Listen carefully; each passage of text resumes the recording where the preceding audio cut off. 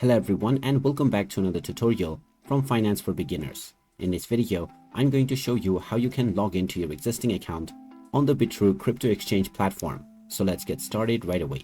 First of all, open up the Bitrue application on your device.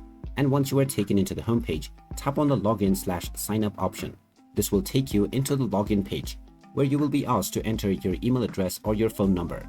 Type in whichever credentials you used while creating your account in the first place, and then tap on the login button.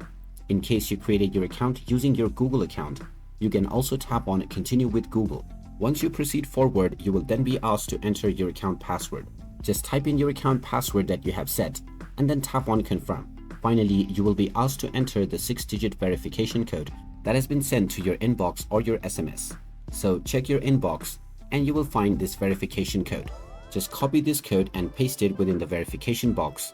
And now you will successfully be logged in to your existing Bitrue account right away. And now you can start trading from wherever you last left off right away. So there you have it. That is how easy it is to log into your existing account on the Bitrue crypto exchange app. If you find this video helpful, don't forget to hit that like button and subscribe to our channel for more useful tips and tutorials.